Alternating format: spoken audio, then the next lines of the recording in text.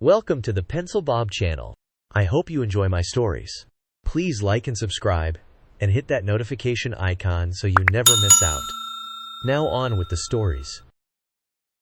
The water damage saga began on a quiet evening in late September. I was lounging on the couch, sipping a cup of tea, and flipping through channels on the TV.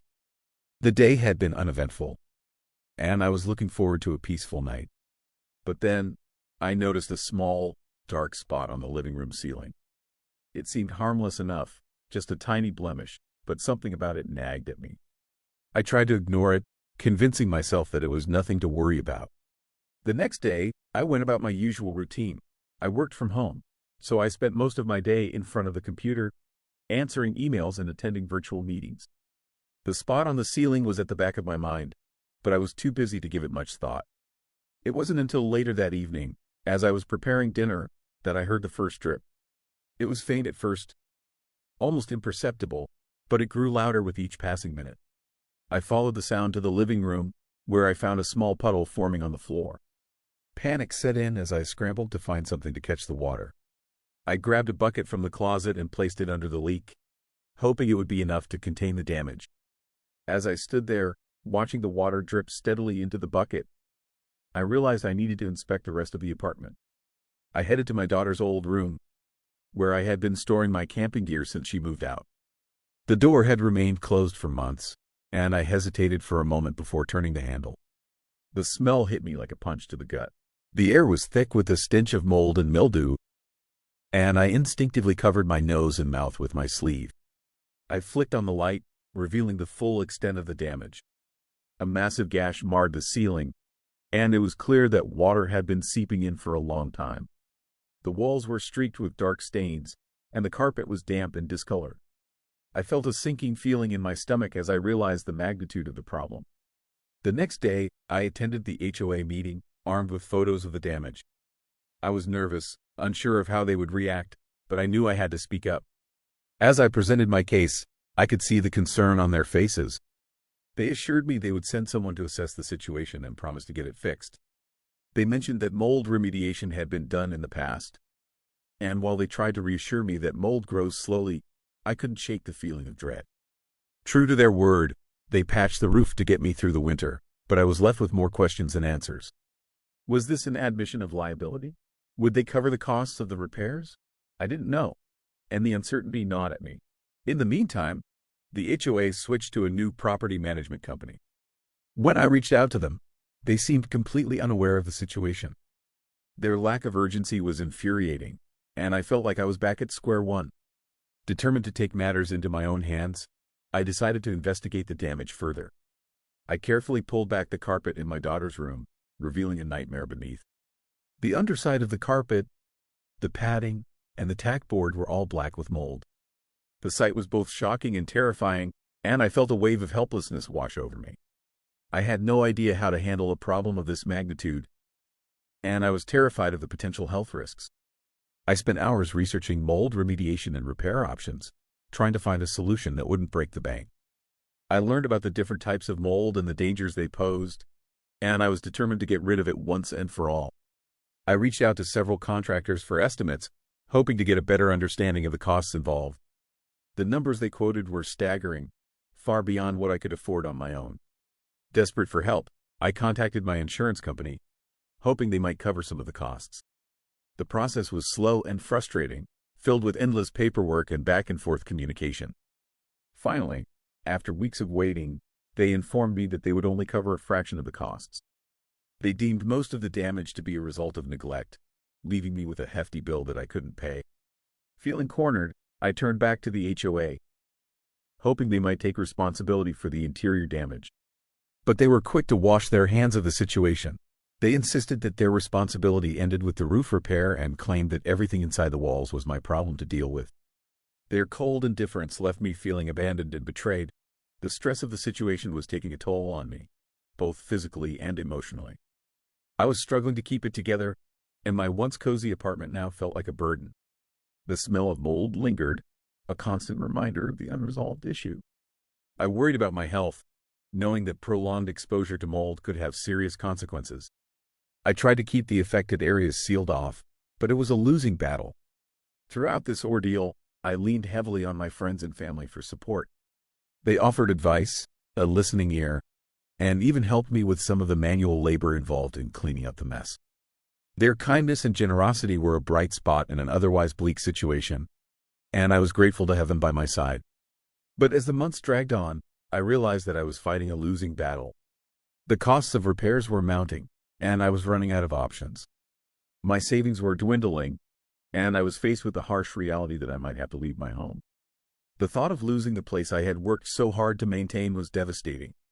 In the end, I was left with no choice but to put the apartment up for sale. This decision weighed heavily on me, as the apartment had been more than just a living space. It had been a sanctuary filled with memories of my family and the life we had built together. The walls that once echoed with laughter and warmth now felt oppressive, closing in with the relentless presence of mold and water damage. Every corner of the apartment seemed to whisper reminders of the battles I had fought and lost against the elements and bureaucracy. The ceiling stains had spread like a disease, creeping into every room, and the air was thick with the musty odor of mildew that no amount of cleaning could eliminate. I had tried everything I could think of to salvage my home, but the mounting costs and health risks were undeniable. It was heartbreaking to admit defeat, but I couldn't continue to live in a place that was slowly falling apart around me. The apartment, once a symbol of stability and comfort, had become a source of stress and anxiety.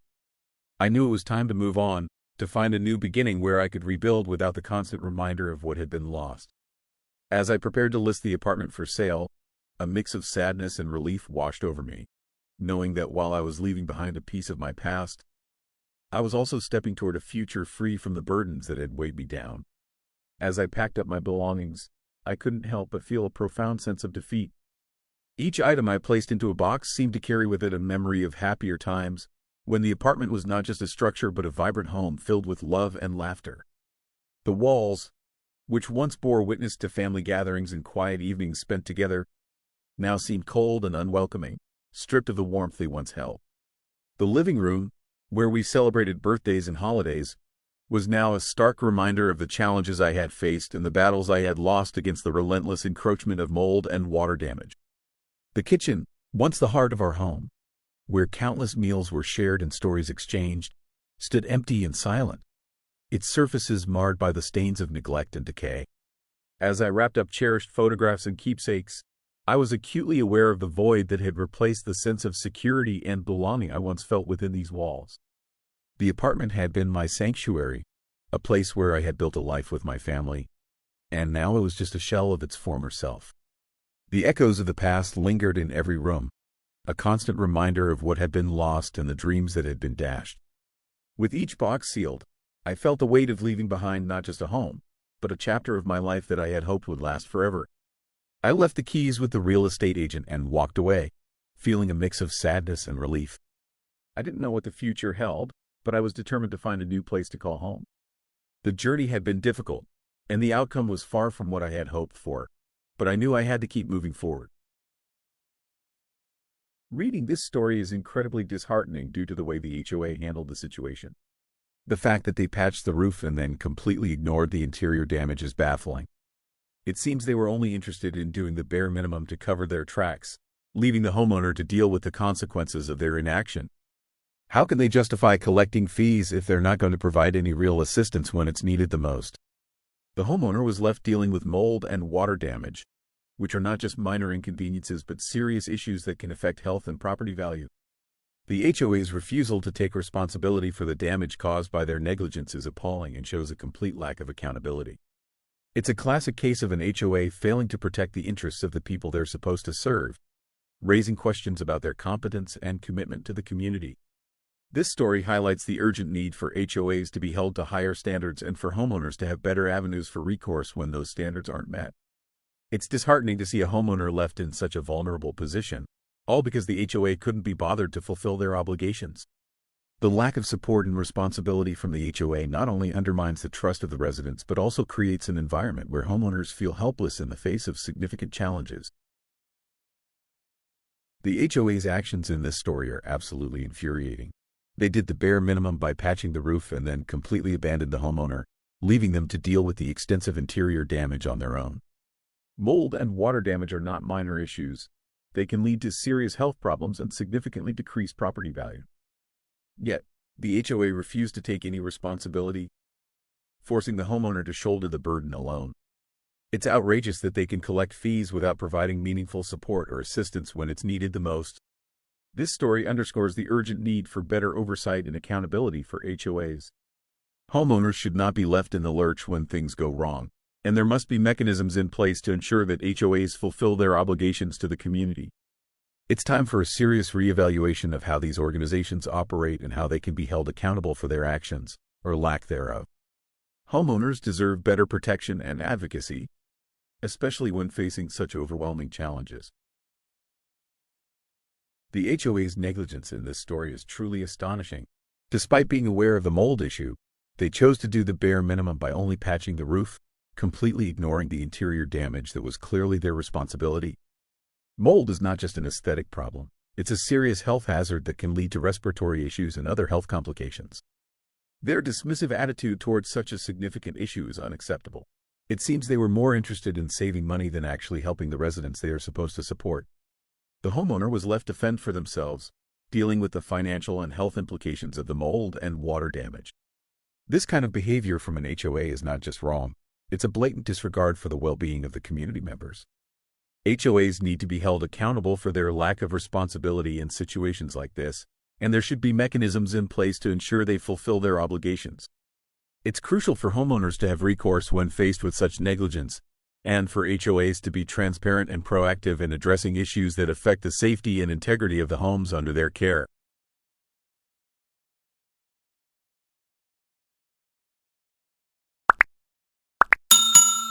I would like to thank you for watching the video to the end.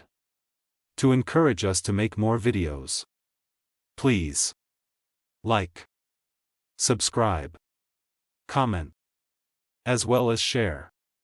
Check out this other video if you haven't already.